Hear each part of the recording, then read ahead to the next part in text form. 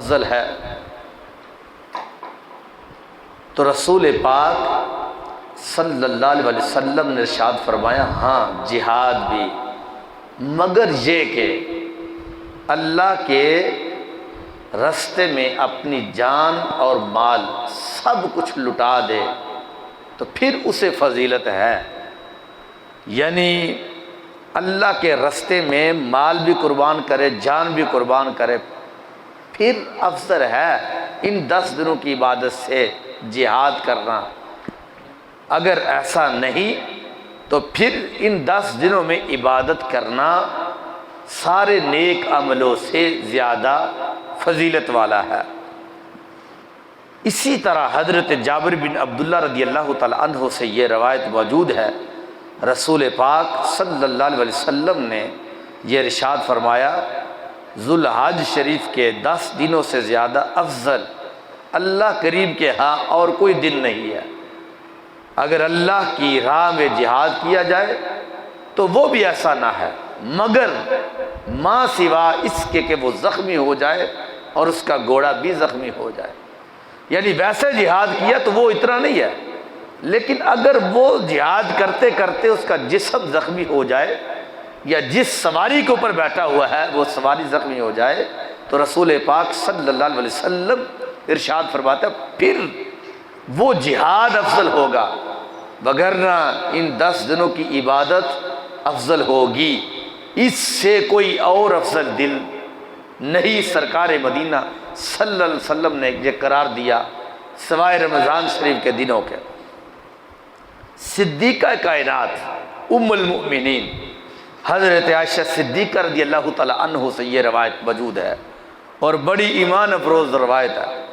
ہمارے نبی علیہ الصلوۃ والسلام کی ذات ایک ایسی ذات ہے کہ سرکار نے صرف اپنے پاس بیٹھنے والے لوگوں کو ہی نوازا نہیں بلکہ قیامت تک کے لیے ہم جیسے گناہ گار امتی جو آنے والے ہیں ان کو بھی رسول پاک صلی اللہ علیہ وسلم نے نوازا ہے اور ہمارے اوپر بھی کرم کیا ہے۔ جیسے کہ صحابہ کرام علیہم رضوان موجود تھے تو رسول پاک صلی اللہ علیہ وسلم نے فرمایا کہ صحابہ مجھے تم بتاؤ کہ عجیب ایمان کس کا ہے؟ صحابہ کرام علیہم رضوان نے کہا میرے نبی علیہ السلام عجیب ایمان تو پھر نبیوں کا ہوگا۔ سرکار مدینہ صلی اللہ علیہ وسلم نے فرمایا کہ نہیں صحابہ، نبیوں کے اوپر تو وحی اترتی ہے، رب ذوالجلال کی طرف سے تجلیات کا نزول ہوتا ہے۔ صحابہ کرام علیہ رضوان نے کہا محبوب علیہ السلام پھر فرشتوں کا ہوگا، تو رسول پاک صلی اللہ علیہ وسلم نے فرمایا نہیں صحابہ، وہ تو ہر وقت اللہ کے دربار میں رہتے ہیں، ہر وقت ان کی آنکھوں کے سامنے جنت رہتی ہے، جہنم رہتی ہے۔ پھر کہا محبوب علیہ السلام پھر ہمارا ہوگا؟ سرکار نے فرمایا تمہارا کیسے ہو سکتا ہے؟ تم نے تو مجھے دیکھا، فرشتوں کو زمین پر اترتے ہوئے دیکھا، تم نے تو چاند کے 2 ٹکڑے ہوتے ہوئے دیکھا، تم نے تو آسمان کے سورج کو پلٹتے ہوئے دیکھا، درختوں کا کلمہ پڑھتے ہوئے دیکھا، تمہارا تعجب والا ایمان کیسے ہو سکتا ہے؟ تو صحابہ کرام علیہ رضوان کہتے ہیں محبوب پھر یہ رب جانتا یا رب کے نبی ہی جانتے ہیں، تو آپ ہی ہمیں اس کے بارے میں خبر دیں۔ تو رسول پاک صلی اللہ علیہ وسلم نے اس وقت پھر ارشاد فرمایا میرے صحابہ عجیب ایمان ان لوگوں کا ہوگا جو میرے صحابہ تمہارے بعد میں آئیں گے، انہوں نے نہ مجھے دیکھا ہوگا نہ تجھے دیکھا ہوگا، نہ رب کو دیکھا ہوگا، انہوں نے نہ فرشتوں کو دیکھا ہوگا، عجیب ایمان ان کا ہے۔ فرمایا وہ بن دیکھے میرے رب پر بھی ایمان لائیں گے اور رب کے نبی علیہ السلام پر بھی ایمان لائیں گے۔ اور مشکات کے اندر تو یہ حدیث شریف بھی موجود ہے، رسول پاک صلی اللہ علیہ وسلم نے فرمایا میرے صحابہ تمہیں ایک مرتبہ مبارک ہے اور ایک ایسی قوم بھی آنے والی ہے ان کو 7 مرتبہ مبارک ہو۔ صحابہ تعجب میں پڑ گئے، محبوب جانیں ہماری قربان ہوتی ہے آپ پر، ہم آپ کا دیدار کرتے ہیں، ہم آپ کو دیکھتے ہیں، ہم آپ کے پاس رہتے ہیں، محبوب 1 مرتبہ مبارک ہمیں ہے، ان کو 7 مرتبہ ہے۔ تو رسول پاک صلی اللہ علیہ وسلم نے فرمایا میرے صحابہ وہ جو بعد میں آنے والے لوگ ہوں گے انہوں نے ہمیں نہیں دیکھا ہوگا، لیکن پھر بھی ہمارے اوپر جان قربان کرنے کے لیے، مال قربان کرنے کے لیے تیار ہو جائے۔ اب یہاں پر بھی سرکار مدینہ صلی اللہ علیہ وسلم نے یہ ارشاد فرمایا، ایک جوان، یہ حضرت عائشہ صدیقہ رضی اللہ تعالیٰ عنہ اس حدیث کی راویہ ہیں، فرماتی ہے کہ ایک جوان رسول پاک صلی اللہ علیہ وسلم کی احادیث سنا کرتا تھا، اس نے ذوالحج شریف کا چاند دیکھ کر روزہ رکھ لیا، چاند دیکھا ذوالحج شریف کا روزہ رکھ لیا۔ تو رسول پاک صلی اللہ علیہ وسلم کو جب پتہ چلا تو سرکار مدینہ صلی اللہ علیہ وسلم نے اسے بلوایا اور پوچھا کہ تجھے کس چیز نے آمادہ کیا کہ تو روزہ رکھے ہوئے ہے، کہ یعنی چاند کو دیکھا تو تم نے روزہ رکھ لیا؟ تو اس نے عرض کیا یا رسول اللہ صلی اللہ علیہ وسلم میرے والدین آپ پر قربان ہو، یہ حج اور قربانی کے ایام ہیں، میں نے روزہ اس لیے رکھا ہے کہ شاید اللہ مجھے ان لوگوں کی دعاؤں میں شامل کر لے جو لوگ اس وقت مکہ شریف میں حج کرنے کے لیے گئے ہوئے ہیں۔ میں نے تو اس لیے روزہ رکھا تاکہ میں حالت روزہ میں ہوں اور مجھے ان لوگوں کی دعاؤں میں شامل کرے جو لوگ وہاں پر گئے ہوئے ہیں۔ اب اس چیز کو جب رسول پاک صلی اللہ علیہ وسلم نے دیکھا اور اس کی گفتگو کو سنا تو رسول پاک صلی اللہ علیہ وسلم اب اس کو کیا فرماتے ہیں؟ فرمایا میرے غلام جو تم روزہ رکھ رہے ہو، فرمایا تمہارے ہر روزہ رکھنے کا اجر میرے رب نے 100 غلام آزاد کرنے کا رکھا ہوا ہے۔ اور پھر اس کے بعد کیا ہے؟ فرمایا 100 اونٹوں کی قربانی کے لیے رکھا ہوا ہے، ایک روزہ رکھا ہے 100 اونٹ قربان کرنے کا ثواب تمہیں ملتا ہے۔ پھر سرکار مدینہ صلی اللہ علیہ وسلم نے فرمایا اور اللہ کے رستے میں دیے ہوئے 100 گھوڑوں کے برابر رب ذوالجلال تمہیں ثواب عطا فرمائے گا۔ یہ سرکار کی بارگاہ ہے کہ جب کسی نے کوئی چیز مانگی ہے تو پھر سرکار نے ان کو دریائی بہا دیے ہیں۔ تو سرکار نے ان کو فرمایا ایک روزہ رکھنے کا اجر 100 غلام آزاد کرنے کا ثواب ہے، 100 گھوڑے اللہ کے راستے میں دینے کا ثواب ہے، اور 100 اونٹوں کی قربانی کا ثواب رب دیتا ہے۔ اور پھر حضور علیہ الصلوۃ والسلام ارشاد فرماتے ہیں، فرمایا جب 8ویں ذی الحجہ ہو گئی، یہ ابھی جو 2 دن کے بعد 8 ذی الحج شریف آنے والا ہے، نبی پاک علیہ السلام نے ارشاد فرمایا اور اتفاق سے آ بھی پیر شریف کو رہا ہے جس دن سرکار نے خود روزہ رکھا، تو نبی علیہ السلام نے ارشاد فرمایا جس نے 8 ذی الحج شریف کا روزہ رکھا تو میرے صحابہ جانتے ہو اس کو ثواب کیا ہے؟ فرمایا ان کو رب ذوالجلال 1000 غلام آزاد کرنے کا ثواب عطا فرماتا ہے۔ ادھر سرکار فرماتے ہیں جس نے کسی ایک غلام کو بھی آزاد کیا حالت ایمان میں تو رب ذوالجلال ان کو جہنم سے آزاد کرتا ہے۔ ادھر 100 کی باری ہے اور ادھر جب 8 ذی الحج کا دن آیا تو سرکار فرماتے ان کو 100 نہیں 200 نہیں 1000 غلام آزاد کرنے کا ثواب ہے۔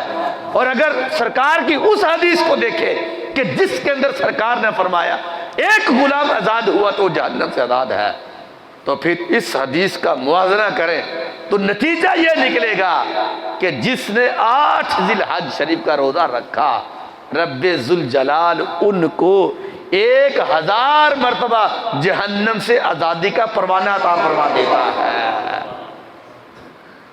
اور پھر آگے سرکار نے اور دریا بہا دیے، میرے کریم سے اگر قطرہ کسی نے مانگا دریا بہا دیے ہیں، دربے بہا دیے۔ اور پھر سرکار مدینہ صلی اللہ علیہ وسلم فرماتے ہیں جس نے 9 دن کے روزے کا روزہ رکھا تو حضور علیہ الصلوۃ والسلام فرماتے ہیں ان کو پتہ ثواب کیا ملے گا؟ حضور علیہ الصلوۃ والسلام نے فرمایا اس کو 2 سال کے روزوں کے برابر رب ثواب عطا فرمائے گا۔ مسلسل اس نے 2 سال روزہ رکھے، پیر در پیر وہ رکھتا رہا، ادھر ایک روزہ رکھا، ادھر سرکار فرماتے ہیں 2 سال کے روزوں کا ثواب ہے۔ تو یہ فضیلت ہے۔ اور بلکہ حضرت عبداللہ بن مسعود رضی اللہ تعالی عنہ سے یہ روایت موجود ہے کہ رسول پاک صلی اللہ علیہ وسلم ارشاد فرماتے ہیں کہ اللہ تعالیٰ نے دنوں میں سے 4 مہینوں میں سے 4 مہینے، یعنی رب کے جتنے مہینے ہیں ان میں سے 4 مہینے بڑی فضیلت والے ہیں، اور عورتوں میں سے 4 عورتیں رسول پاک صلی اللہ علیہ وسلم نے فرمایا رب کو بڑی پسند ہے، یعنی ان کو فضیلت دی ہے۔ اور 4 آدمی جنت میں سب سے پہلے جائیں گے، اور 4 آدمی وہ ہیں کہ جن کی جنت مشتاق ہے کہ یہ میرے اندر آ جائے، یہ میرے اندر آ جائے، جس میں جب کوئی، اور پھر سرکہ نبی رسول پاک صلی اللہ علیہ وسلم فرماتے ہیں کہ اللہ تعالیٰ کے پسندیدہ دنوں میں سے پہلا دن کون سا ہے؟ سرکار فرماتے وہ جو سب سے زیادہ پسندیدہ دن ہے اس کو جمعۃ المبارک کا دن کہا جاتا ہے۔ اور پھر حضور فرماتے ہیں اس میں ایک ایسی گھڑی آتی ہے جس میں جب کوئی اللہ سے دنیا یا آخرت کے متعلق دعا کرتا ہے تو سرکار فرماتے وہ پوری ہوتی ہے، رد نہیں ہوتی۔ دوسرا نبی ذی الحجہ کا دن، یعنی 9 ذی الحجہ، یعنی عرفہ کا دن جو ہے، اس دن اللہ تعالیٰ فرشتوں سے کہتا ہے فرشتوں جاؤ دیکھو میرے بندے بکھرے بال، غبار آلود چہرے لیے مال خرچ کر کے، مشقت برداشت کر کے حاضر ہوئے ہیں، تم گواہ رہو میرے فرشتوں میں نے ان کے اس عمل کی وجہ سے بخش دیا ہے۔ اب جس وقت رسول پاک صلی اللہ علیہ وسلم نے اس کا تذکرہ کیا، اب نبی پاک علیہ الصلوۃ والسلام نے آگے اس کا یعنی حدیث کے بارے میں بیان کرتے ہوئے کیا فرمایا؟ فرمایا تیسرا قربانی کا دن ہے، یعنی پہلا دن وہ جمعہ شریف کا، پھر قربانی کا دن ہے۔ قربانی سے سرکار فرمانے لگے کہ قرب الہی جب بندہ طلب کرتا ہے، سرکار فرماتے ہیں جو ہی جب وہ قربانی کرتا ہے اس کے خون کا قطرہ زمین پر گرتا ہے تو خون کا قطرہ گرنے سے پہلے رب ذوالجلال اس کے سارے گناہ معاف فرما دیتا ہے۔ اب وہ گناہ کی لمٹ نہیں بتائی کہ گناہ کتنے ہوں گے، چاہے وہ 1 گناہ ہو، 2 ہو، 1000 ہو، لاکھوں ہو، کروڑوں گناہ ہو، یہاں تک کہ زمین کے ذروں کے برابر گناہ کیوں نہ ہو، ہمارے نبی علیہ السلام فرماتے ہیں رب ذوالجلال گناہ معاف کرتا ہے، یہ رب کی رحمت ہے۔ اور پھر رسول پاک صلی اللہ علیہ وسلم فرماتے ہیں ان کے گناہ جب معاف ہوتے ہیں پھر وہ بندے کے ہر گناہ کا کفارہ ہو جاتا ہے۔ چوتھا دن سرکار مدینہ صلی اللہ علیہ وسلم فرماتے ہیں عید الفطر کا دن ہے، جس دن روزے رکھنے کے بعد نماز عید کے لیے بندے جمع ہوتے ہیں تو اللہ تعالیٰ فرشتوں کو فرماتا ہے میرے فرشتوں مجھے تم بتاؤ تو صحیح کہ جس وقت کوئی بندہ مزدوری کرتا ہے تو اس کا انعام کیا ہوتا ہے؟ تو وہ فرشتے کہتے ہیں اے اللہ تیرا ہی حکم ہے کہ اس کے پسینہ خشک ہونے سے پہلے اس کو مزدوری دی جائے۔ تو رب ذوالجلال فرماتا ہے میرے فرشتوں اب تم بتاؤ مجھے وہ میرے بندے جنہوں نے رمضان شریف کے سارے روزے رکھے اب وہ آج عید الفطر پڑھنے کے لیے آئے ہیں، میرے فرشتوں تم ہی بتاؤ ان کا کیا انعام ہونا چاہیے؟ تو فرشتے کہتے ہیں اللہ تو بہتر جانتا ہے۔ تو رب ذوالجلال فرماتا میرے فرشتوں میں تمہیں گواہ بنا کر کہتا ہوں ان بندوں کے نامہ اعمال میں اگر گناہ تھے تو گناہ معاف کر دیے گئے، ان کے اوپر اگر جہنم تھی تو میں نے جہنم کو حرام کر دیا اور ان کو جنت میں بلند ترین مقام عطا فرما دیا ہے۔ اور پھر رسول پاک صلی اللہ علیہ وسلم آگے کیا فرماتے ہیں؟ فرماتے ہیں وہ جو 4 خواتین جو رب کے ہاں بڑی پسندیدہ یعنی بلند مرتبہ والی ہے. نمبر 1 سیدہ مریم بنت عمران جو حضرت عیسیٰ علیہ السلام کی والدہ محترمہ ہے. نمبر 2 ام المؤمنین سیدہ خدیجہ بنت خویلد رضی اللہ تعالی عنہا، یہ خواتین ہیں. نمبر 3 فرعون کی بیوی آسیہ بنت مزاحم رضی اللہ تعالی عنہا. نمبر 4 فرمایا سیدہ فاطمہ بنت محمد صلی اللہ علیہ وسلم. یہ وہ 4 خواتین ہیں جو ایمان لانے میں بھی سبقت لے گئی تھی اور رب ذوالجلال نے ان کو تمام جہان والوں پر فضیلت عطا فرمائی ہے. اور پھر وہ 4 مرد جن کا ذکر نبی پاک علیہ السلام نے کیا تھا، حضرت عبداللہ بن مسعود رضی اللہ تعالیٰ عنہ کہتے ہیں ان میں یعنی عربوں میں سب سے جو بلند ترین ہے شخص بلکہ پوری کائنات سے وہ ہمارے آقا مولا حضرت محمد مصطفیٰ صلی اللہ علیہ وسلم ہے. نمبر 2 اہل فارس میں سب سے پہلے ایمان لانے میں جس نے سبقت کی ہے ان کو حضرت سلمان فارسی رضی اللہ تعالیٰ کہا جاتا ہے. نمبر 3 اہل روم میں یعنی روم میں سب سے پہلے جس نے اسلام قبول کیا وہ حضرت صہیب رومی رضی اللہ تعالیٰ عنہ. اہل حبشہ میں جس نے سب سے پہلے نمبر پر اسلام قبول کیا وہ حضرت سیدنا بلال حبشی رضی اللہ تعالیٰ. اور حضور نے فرمایا وہ 4 جنت جن کی مشتاق ہے کہ جنت جن کو طلب کرے گی کہ تم بھی میرے پاس آ جاؤ، تم بھی میرے پاس آ جاؤ. ان میں پہلا نمبر حضرت علی رضی اللہ تعالیٰ عنہ کا ہے. دوسرا نمبر حضرت سلمان فارسی رضی اللہ تعالیٰ عنہ کا. تیسرا نمبر حضرت عمار بن یاسر رضی اللہ تعالیٰ عنہ کا ہے. چوتھا نمبر حضرت مقداد بن اسد رضی اللہ تعالیٰ عنہ کا. اب اس کا مطلب یہ نہیں ہے کہ جنت صرف ان کی مشتاق ہے تو دوسروں کی مشتاق نہیں ہے. یہ بالخصوص ایک مجلس کے اندر جو نبی پاک علیہ السلام نے جن کا تذکرہ کیا نا، جس طرح پیچھے 4 خواتین گزری ہے ان کا ایک مجلس کے اندر تذکرہ ہوا تھا اس لیے یہ 4 کا ذکر ہے.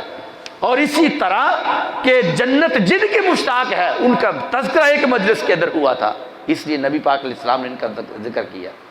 وگرنہ پوچھے تو صحیح جنت سے کہ تمہیں ابو بکر صدیق کتنے پیارے لگتے ہیں، ذرا جنت سے پوچھ کر تو دیکھیں کہ تجھے حضرت عمر فاروق رضی اللہ تعالیٰ عنہ کتنے پیارے لگتے ہیں، حضرت عثمان غنی، حضرت علی، طلحہ، زبیر اور دیگر صحابہ کرام علیہ رضوان جو ہیں وہ تمہیں کتنے پیارے لگتے ہیں. نبی پاک علیہ السلام نے سیدنا صدیق اکبر رضی اللہ تعالیٰ عنہ کے بارے میں فرمایا جنت کا ہر دروازہ صدیق اکبر کو پکارے گا، ہر دروازہ پکارے گا. نماز والا دروازہ کہے گا میرے اندر سے گزر جاؤ، روزے والا کہے گا میرے اندر سے گزر جاؤ. یعنی جو جنت کے 8 دروازے ہیں ہر دروازہ طلبگار ہوگا. بہرحال یہ فضیلت ایک مجلس کے اندر تھی. نبی پاک علیہ الصلوۃ والسلام نے یہ ارشاد فرمایا جس نے 8ویں ذی الحج شریف کا روزہ رکھا فرمایا اللہ تعالیٰ اسے حضرت ایوب علیہ السلام کے صبر کے برابر ثواب عطا فرمائے گا جو انہوں نے اپنی زندگی میں آزمائش کے اوپر صبر کیا تھا. بہرحال یہ جو ذی الحج شریف کی فضیلت ہے یہ یقیناً اس کی بڑی فضیلت ہے، بڑا مقام ہے. لیکن جو قربانی والا دن ہوتا ہے جس دن قربانی کی جاتی ہے وگرنہ دنوں کے لحاظ سے آپ دیکھیں تو ہر دن یہ افضل ہے کیونکہ دنوں کے اندر نحوستیں پہلے ہوتی تھی نبی پاک علیہ السلام کی آمد سے پہلے. تو حضرت مجدل فسانی رضی اللہ تعالیٰ عنہ سے کسی نے پوچھا نا کہ آپ بتائیں کہ یہ ہفتے کا دن اور منگل کا دن لوگ کہتے ہیں کہ اس کے اندر نحوست ہوتی ہے، اس میں کوئی شادی نہیں کرنی چاہیے یا کوئی فلاں کام نہیں کرنا چاہیے. تو حضرت مجدل فسانی فرمانے لگے لوگوں ایسا نہیں ہے، فرمایا الایام فی اللہ والعباد فی اللہ. فرمایا پہلے زمانے میں ایسا تھا کہ جب نبی پاک علیہ السلام تشریف نہیں لائے تھے اس وقت نحوستیں موجود تھی، لیکن اب چونکہ نبی پاک علیہ السلام تشریف لے ہیں رب ذوالجلال نے زمین کی ہر نحوست کو ختم فرما دیا ہے. یہ تو سرکار مدینہ صلی اللہ علیہ وسلم کی کرم نوازی ہے. اب کچھ باتیں قربانی کے حوالے سے میں کرنا چاہتا ہوں. قربانی کتنی ضروری ہے کیونکہ آج ٹی وی کے اوپر بیٹھ کر کچھ لوگ بڑے بڑے پراپیگنڈے کرتے ہیں اور وہ معاذ اللہ اس طرح کی باتیں کرتے ہیں کہ جس طرح کہ وہ زیادہ سمجھدار نظر آتے ہیں اور شریعت کے اندر کوئی سمجھداری نہیں ہے، معاذ اللہ، نقل کفر نباشد۔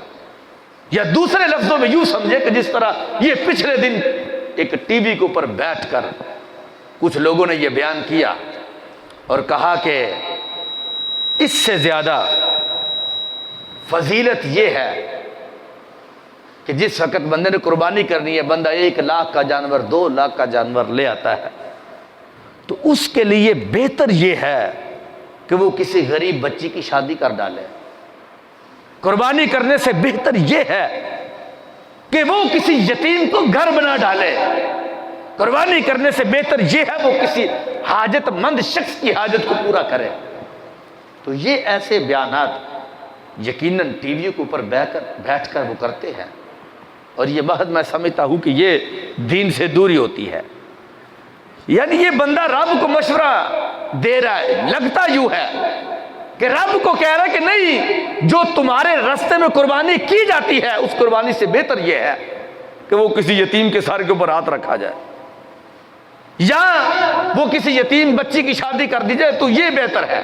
رب کو مشورہ دے رہا ہے معاذ اللہ۔ حالانکہ کیا رب کو پتہ نہیں ہے؟ نبی پاک علیہ السلام کو اس ذات کا اس چیز کا علم نہیں تھا؟ سرکار نے تو کبھی زندگی میں ایسی بات نہیں بیان کی کہ اگر کوئی غریب بندہ ہے تو وہ ایسا کرے کہ وہ جناب والا وہ کسی کی غربت کو دور کر ڈالے اور قربانی نہ دے۔ اور پھر یہ چیزیں نظر بھی ان دنوں کے اندر آتی ہے کہ جب کوئی خاص دن ہوتا ہے، مثلا قربانی کا دن ہے، قربانی کے دن میں ان کو یہ چیزیں نظر آتی ہے۔ حالانکہ سال کے اور بھی تو کئی دن ہوتے ہیں، بڑے بڑے دن ہوتے ہیں، ان دنوں کے اندر بھی تو کر سکتے ہیں۔ یہ پچھلے دن مجھ سے کسی نے مسئلہ پوچھا، جی یہ ایک ہمارے رشتہ دار وہ یتیم بچی ہے، تو ہم اگر ان کی شادی کر دیں تو قربانی کا جانور نہ لیں تو یہ جائز ہے ہمارے لیے؟ یعنی کس طرح کے یہ مسائل آج اس زمانے کے اندر اخذ ہو رہے ہیں۔ حالانکہ قربانی جس بندے کے اوپر واجب ہے، قربانی واجب ہے، اس کو دینا پڑے گی۔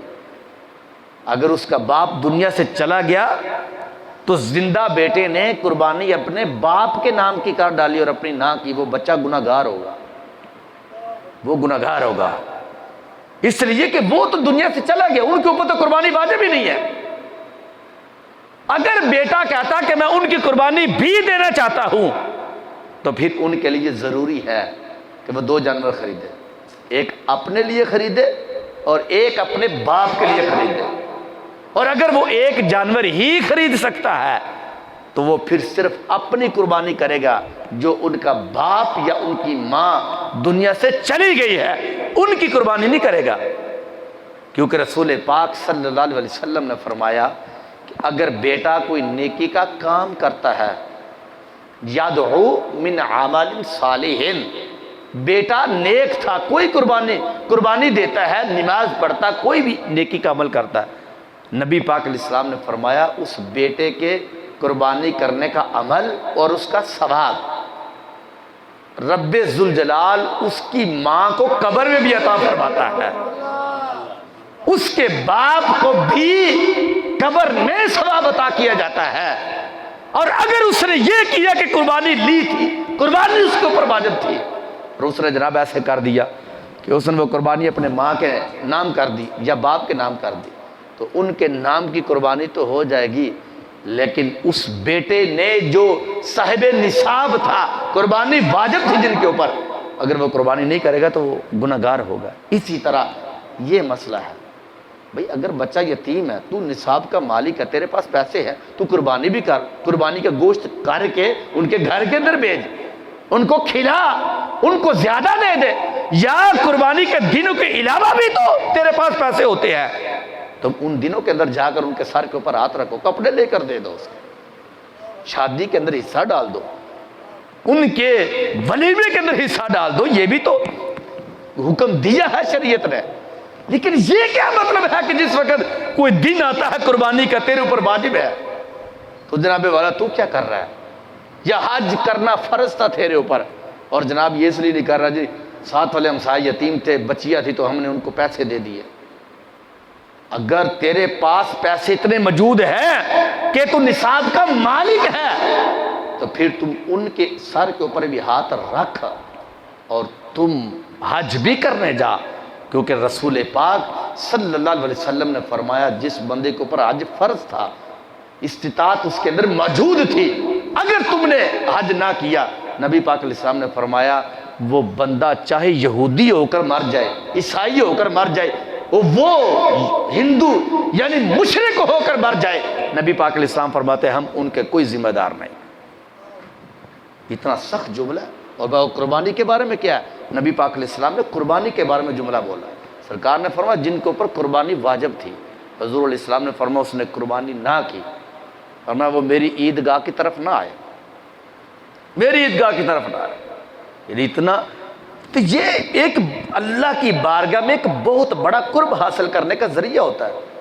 بھائی یہ تمہیں نظر آتا، میں کہتا ہوں قربانی جو کی جاتی اس کے اندر بھی تو مساکین کا حصہ ہوتا ہے، ہوتا نہیں تین حصے ہوتے ہیں کہ رشتہ داروں کو ایک اپنے مساکین کا، تو زیادہ ہی کرنا چاہتا ہے تو پھر مساکین کا جو حصہ ہوتا ہے تو ان کو دے دے، رشتہ داروں کا حصہ ان کو دے دے، وہ بھی تو تم نے کسی کو دینا ہے، اور زیادہ تیرے اندر درد آتا ہے تو پھر جو تو اپنے پاس رکھتا ہے وہ حصہ بھی ان یتیموں کو دے دے۔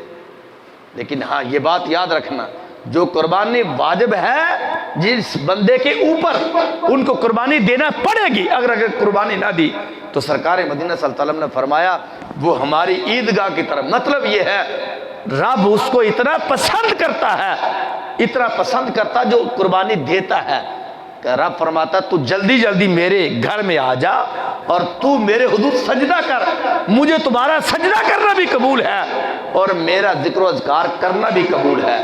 اور سرکار نے فرمایا جو قربانی نہیں کرتا، حضور نے فرمایا رب اس کو ناپسند کرتا کہ وہ اللہ کے گھر کے اندر آ کر وہ نماز عید الاضحیٰ بھی ادا کریں، یعنی اس کی عید بھی قبول نہیں ہوتی۔ اور نبی پاک علیہ الصلوۃ نے فرمایا وہ ہماری عیدگاہ کی طرف آئی نہ جس نے قربانی جس کے اوپر واجب تھی اور اس نے قربانی نہ کی۔ اب دیکھیں تو یہ لوگ اس طرح کے آتے ہیں، اس کی طرف بالکل توجہ نہیں کرنی چاہیے، اور لوگ یہ اس طرح کے پراپیگنڈے، یہ اصل میں اسلام کے خلاف پراپیگنڈے ہیں اور کچھ نہیں ہے۔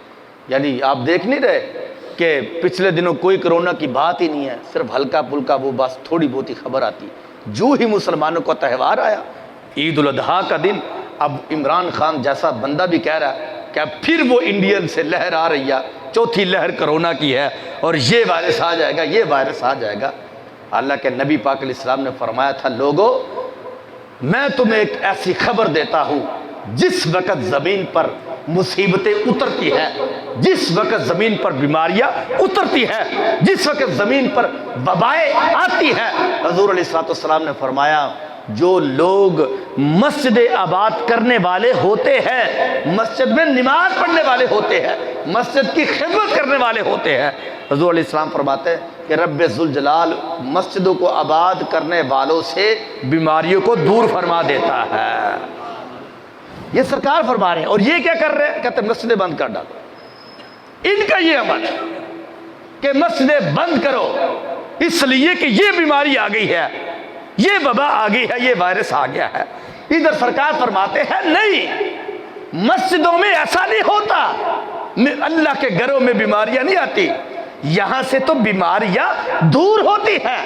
اور بلکہ نبی پاک علیہ السلام کے صحابہ بیٹھے ہوئے تھے تو سرکار مدینہ صلی اللہ علیہ وسلم نے فرمایا صحابہ میری بات غور سے سنو، فرمایا جو تم علاج کرواتے ہو بیماری کا دوائی سے، فرمایا اگر دوائی سے تمہاری بیماری کا علاج نہ ہو تمہاری بیماری کا علاج، تو فرمایا اس وقت تم صدقہ دیا کرو۔ فرمایا جو علاج دوائی سے نہیں ہوتا، فرمایا وہ رب ذوالجلال کی بارگاہ میں صدقہ دینے سے رب اس کو حل فرما دیتا ہے۔ اب اس کی گارنٹی نبی پاک علیہ السلام نے دی ہے۔ سرکار فرما رہے کہ مسجدوں میں آنے والے بندے بیماریوں سے محفوظ ہوتے ہیں۔ سرکار فرماتے ہیں جو وبا آتی ہے آسمان سے اترتی ہے وہ مسجد میں داخل ہونے والوں کو چھوڑ دیتی ہے۔ ادھر جناب جدے کے اندر 10 لاکھ بندہ سٹیڈیم میں ہے، فٹ بال کا میچ ہو رہا ہے، وہاں پر جناب والا کوئی پوچھنے والا نہیں ہے، اور ادھر آدھے گھنٹے کے سفر پر خانہ کعبہ شریف بالکل حج کے دنوں میں بھی خالی پڑا ہے. جس جگہ پر شفاعت اترتی ہے، جس کے ہر ذرے میں شفا رب نے رکھی ہے، جس کے ہر کنکر کے اندر شفا رکھی ہے، جس کی ہر اینٹ کے اندر رب ذوالجلال نے شفا رکھی ہے، جس کے ہر پھل کے اندر شفا ہے، اور وہ ماہ مدینہ صلی اللہ علیہ وسلم کی سرزمین مدینہ شریف کی، جس کے بارے میں فرمایا تھا کہ میری امت جس بیماری کا علاج دنیا کے کسی طبیب سے نہ ملے، فرمایا تم میرے مدینے کی مٹی کو اپنی آنکھوں کا سرما بنا لینا، رب ذوالجلال تجھے شفا عطا فرما دے گا. اور یہ ابن حبان کی حدیث شریف ہے. نبی پاک علیہ السلام، میں نے کئی مرتبہ یہ آپ کو سنائی ہوئی ہے کہ نبی پاک علیہ السلام جب مکہ شریف سے تشریف لائے نا مدینہ شریف میں، تو صحابہ اکرام علیہ رضوان نے اس طرح منہ کے اوپر کپڑا رکھا. نبی پاک علیہ السلام نے فرمایا صحابہ یہ کیا کر رہے ہو؟ کہا محبوب یہ یثرب ہے، بیماریوں کا گھر ہے، یہاں پر بیماریاں، اس کی مٹی کے اندر بھی بیماریاں ہیں، اس کے پانی کے اندر بھی بیماریاں ہیں، تو یہ ہم ڈرتے ہیں کہ یہ گرد و غبار اڑ کر ہمارے منہوں کے ذریعے سے یا ناک کے ذریعے سے کئی بیماری کا سبب نہ بن جائے. تو ہمارے نبی علیہ السلام نے فرمایا میرے صحابہ تم ہاتھ منہ سے ہٹا لو، کپڑے ہٹا لو. فرمایا میں آ چکا ہوں، فرمایا آج کے بعد قیامت تک کے لیے رب ذوالجلال نے میرے اس مدینے کی مٹی کو بھی شفا والا بنا دیا ہے. لیکن یہ تب ہے کہ جب بندے کا یقین ہو، کوئی عقیدہ ہو. جب بندے کا عقیدہ یہ ہو کہ نہیں وہ تو کچھ نہیں دیتے، وہ معاذ اللہ وہ بس چلے گئے دنیا سے، اب ان کا کوئی تعلق نہیں ہے دنیا سے. کوئی امتی جائے تو فریاد کرے بھی تو کچھ نہیں ملتا. لیکن ادھر سرکار فرماتا ہے قیامت تک کے لیے اب یہ مٹی کو رب نے شفا بنا دی. بہرحال پوری دنیا کے کھیل کود کرنے والے جو یعنی سامان ہیں، اور اسی طرح وہ جگہ ہے، وہ سینمے ہے، وہ تھیٹر ہے، یا وہ کوئی جگہ، سب کچھ کھلا ہوا ہے. اگر وہ بند ہے تو وہ حرم کعبہ ہے، وہ مدینہ شریف، وہ مسجد نبی شریف ہے، وہ اللہ کے گھر بند کر دیے گئے. فاصلہ کیا گیا تو ان کے درمیان کیا گیا، باقی ان کی میٹنگیں، ان کی مجلسیں اور ان کا سب کچھ جو ہے وہ جناب والا کھلا ہوا ہے. ابھی چونکہ وہ عید آ رہی ہے جس کی بنیاد پر اب وہ پھر وہ اعلان سے اعلان کر رہے ہیں. اب اسکول والوں کو جو 8ویں کلاس تک تھے ان کو تو انہوں نے چھٹیاں دے دی ہے. یہ ظلم کی انتہا ہے کہ آج یہ دیکھو، اور میں نے یہ نتیجہ نکالا ہوا ہے، اور یہ شروع سے میری معلومات کے مطابق جس حکمران نے بھی یا جس ظالم بندے نے بھی اسلام کے ساتھ ٹکر لینے کی کوشش کی ہے، رب کریم نے ان کا دنیا سے نشان ہی مٹا ڈالا ہے. کدھر گیا وہ ہلاکو خان، کدھر گیا وہ چنگیز، کدھر گیا وہ جو اسلام کے خلاف بولنے والے یہود و نصارہ، نام تک ان کا مٹا کے رکھ دیا. آج یہ یہود و نصارہ بولتے ہیں یا یہ مسلمانوں کے حکمران بولتے ہیں، تو ان کو سوچ لینا چاہیے کہ ان کا نام نہ رہا. اور پاکستان کے اندر ایسے ایسے حکمران بھی گزرے ہیں کہ جن لوگوں نے اسلام کے بارے میں کہا تھا، علماء کے بارے میں کہا تھا کہ ہم تجھے ایسی ہٹ لگائیں گے کہ تم کا نام و نشان بھی مٹ جائے گا. اس وقت بھی ہمارے علماء نے کہا تھا کہ تم جس کی بات کرتے ہو تم غلط کرتے ہو، ہمیں کوئی جانتا ہے تو اسلام کی وجہ سے جانتا ہے. کہا یاد رکھنا اسلام کا نام قیامت تک کے لیے ممبروں پر ہوتا رہے گا، اگر مٹو گے تو تم مٹو گے. کدھر گئے وہ لوگ؟ ان کی قبروں کے اوپر کوئی دعائے فاتحہ کرنے والا نہیں ہے. اور آج بھی تم دیکھ لو اسلام کے شیر حضرت خادم حسین رضوی رحمت اللہ علیہ کی قبر پر پھولوں کی بوریاں پھینکی جاتی ہیں. آج بھی اوپر چلے جائے تو حضرت شاہ امن نورانی کی قبر پر پھول ہی پھول، ہر وقت قرآن خوانی ہوتی ہے. حضرت عبدالستار نیازی رحمہم اللہ علیہم کی قبر پر آج بھی پھول نشاور ہوتے ہیں. نام ان کے زندہ ہوتے ہیں جو اسلام کو زندہ کرتا ہے. اور اس سے پیچھے دیکھ لو جتنی بھی ہسٹری ہے اسلام کی، لیکن ان لوگوں کے نام تک مٹ گئے. امام حسین علیہ السلام کو دیکھ لو، اور اس کے آپ کے مقابلے میں یزید کو دیکھ لو. یزید کی تو قبر تک بھی نہیں ہے، اور یزید کیا ایک یعنی اولاد میں ایک بچہ اور ایک بچی بھی بچی نہیں ہے، وہی پہ ختم ہو گئے. حالانکہ اس کے 15 بیٹے تھے، 18 بیٹیاں تھیں یزید کی، لیکن دیکھ لو نام تک نہیں اس کا. آج یہ اگر اسلام کے بارے میں بولتے ہیں یہاں میں نے پیچھے آپ لوگوں کو قربانی کے بارے میں بتایا کہ وہ قربانی کے بارے میں کہتے ہیں کہ نہیں، یہ جو قربانی دینی ہوتی ہے یہ کسی یتیم کو پیسے دے دے یا کسی یتیم بچی کی شادی کر ڈالے، فلاں کر ڈالے۔ یہ اصل میں اسلام کے خلاف سازشیں ہیں، یہ اسلام سے دور کرنا چاہتے ہیں۔ نبی پاک علیہ السلام نے فرمایا تھا نا، جب تک میرے یعنی مسجدوں کے اندر اللہ کا نام، اسلام کا نام ہوتا رہے گا تو فرمایا کبھی بھی جو ہے وہ کفر میری امت کو پر غالب نہیں آئے گا، کبھی بھی کفر غالب نہیں آئے گا۔ آج یہ ہماری بے حسی ہے کہ ہم نے اللہ کو چھوڑ دیا، اللہ کے نبی علیہ السلام کی شریعت کو چھوڑ دیا۔ ہمارے جو کام ہے، ہمارے جو اتوار ہے، وہ آپ لوگوں کی آنکھوں کے سامنے ہے کہ ایک بندہ یعنی یہ موبائل ہے، موبائل کو استعمال کر رہا ہے، 2 گھنٹے لگ جاتے ہیں، 8 گھنٹے جو ہے جناب والا وہ استعمال کر رہا ہے، آپ دیکھتے نہیں ہو۔ لیکن جو لوگ جنازہ پڑھنے کے لیے جاتے ہیں وہ بھی جانتے ہیں کہ ادھر امام صاحب اعلان کرتے ہیں کہ جناب جتنی دیر لوگ وضو کرتے اتنی دیر کے لیے حدیث پاک سن لیں، ادھر حدیث پاک سنائی جا رہی ہے، پیچھے جو ہی وضو کرنے والے ختم ہوتے ہیں اندر سے بولنے والے ہوتا ہے جی نماز جنازہ پڑھایا جائے اس لیے وضو والے مکمل ہو گیا۔ یعنی کچھ لوگ ایسے ہوتے ہیں کہ نماز جنازہ کے اندر بھی جو ہے وہ اس کو جلدی ہوتی ہے، حالانکہ سرکار نے فرمایا تھا جتنی دیر تک قبرستان میں تم ٹھہرے رہو اور اپنے آپ کو خوش قسمت سمجھو۔ اس لیے سرکار نے فرمایا جب تک تم قبرستان میں رہتے ہو اللہ کی کروڑوں رحمتوں کا نزول ہوتا رہتا ہے، اور تمہارے اس جگہ پہ ٹھہرنے کی وجہ سے اور رب کا ذکر کرنے کی وجہ سے ہمارے نبی علیہ السلام فرماتے ہیں کہ وہ جو قبرستان والے ہوتے ہیں رب قریب ان کے اوپر سے عذاب کو دور فرما دیتا ہے۔ اب یہ میں آپ کو ایک حدیث پاک ایک روایت سنا، حضرت امام حسن بصری رضی اللہ تعالیٰ عنہ کی روایت ہے۔ آپ کے پاس ایک بوڑھیا مائی آ گئی، کہنے لگی کہ میں نے اپنی بیٹی کے بارے میں ایک دن خواب دیکھی ہے رات کو کہ میری بیٹی کو عذاب ہو رہا تھا اور بڑا شدید قسم کا عذاب تھا۔ پھر میں نے دوسرے دن خواب دیکھی کہ میری بیٹی جنت کے باغوں میں سے ایک باغ کے اندر تخت کے اوپر بیٹھی ہوئی۔ حضرت امام حسن بصری رضی اللہ تعالیٰ عنہ نے مراقبہ کیا تو آپ نے فرمایا بڑھیا مائی واقعی ہی تیری بات سچی ہے۔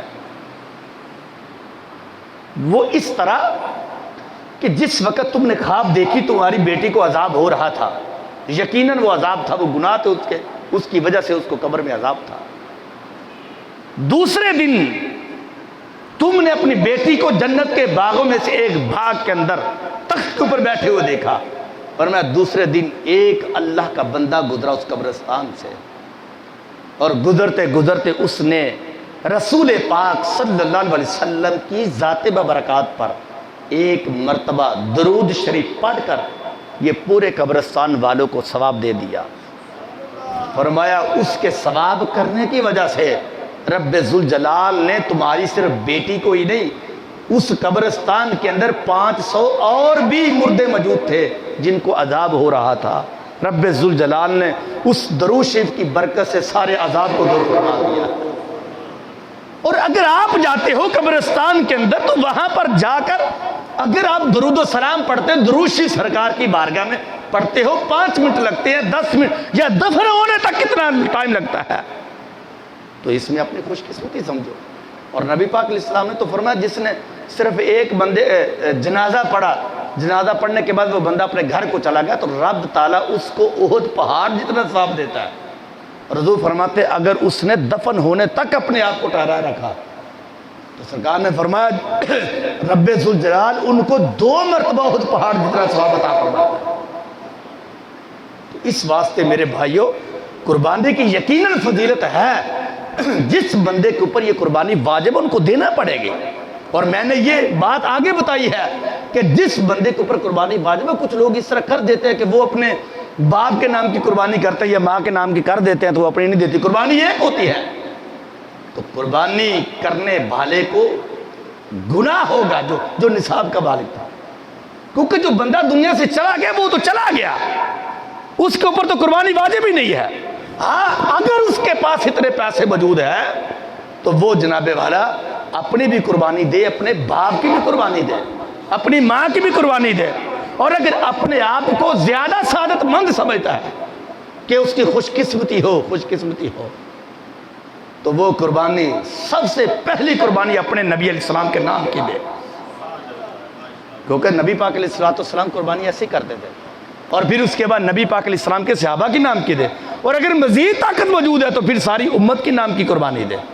نبی پاک علیہ السلام کا طریقہ مبارک یہی تھا کہ حضور علیہ السلام اپنے نام کی قربانی کرتے اور پھر ایک قربانی اپنی ساری امت کے نام کی کرتے، سرکار کی ساری امت، کیونکہ سرکار نے ارشاد فرمایا تھا نا کہ قربانی جب تم دیتے ہو تو موٹے جانور دیا کرو، پتلے جانور کی قربانی کمزور کی نہ دیا کرو۔ کیوں؟ اس لیے کہ یہ جانور کل قیامت والے دن تمہارے پاس آئے گا کس طرح؟ اپنے کھر لے کر، اپنے بال لے کر، اپنی کھال لے کر، اپنا خون لے کر آئے گا۔ اور یہاں پر وہ حدیث شریف موجود ہے، نبی پاک علیہ السلام فرماتا ہے نا کہ تم یہ جو قربانی کرتے ہو، خون جو بہتا ہے وہ زمین کے اندر چلا جاتا ہے۔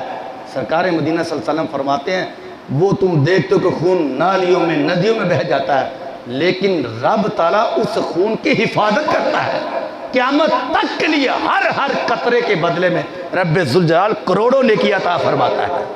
تو سرکار فرماتے ہیں اگر وہ جانور طاقتور ہوگا تو تب جا کر پھر وہ تمہیں بڑی طاقت سے اور بڑی تیزی سے پل صراط کو پار کروائے گا۔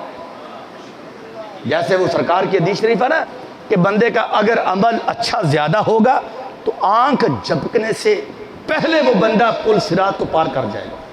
کچھ لوگ ایسے بھی ہوں گے وہ 1000 سال تک رینگتے رہیں گے، کچھ ایسے بھی ہوں گے 100 سال تک رینگتے رہیں گے، کچھ گھوڑوں کی رفتار میں، کچھ جانوروں کی، یعنی مختلف قسم کی رفتار کے اندر وہ گزریں گے۔ لیکن نبی پاک علیہ السلام نے فرمایا جن لوگوں کے جانور، ان کی قربانیاں اچھی، موٹی، تازی اور طاقتور ہوگی، سرکار نے فرمایا وہ قیامت والے دن وہ جس وقت وہ قربانیاں آئیں گی، جانور سواریوں کے طور پر استعمال ہوں گی، حضور فرماتے ہیں اس بندے کو جس کی وہ قربانی ہوگی اس کے اوپر بٹھا کر اس کو پل صراط سے پار لگایا جائے۔ اس لیے سرکار فرماتا قربانی طاقتور کرے اور ایسے ہی کرنی چاہیے۔ رب ذوالجلال کی بارگاہ میں دعا ہے خالق کائنات جل جلالہ میری حاضری اپنی بارگاہ میں قبول فرمائے، آپ کی قبول فرمائے۔ جن جن لوگوں نے یہ قربانی کرنی ہے رب ذوالجلال ان کی قربانی کو اپنی بارگاہ میں شرف قبولیت عطا فرمائے۔ وما علیہ الا البلاغ المبین۔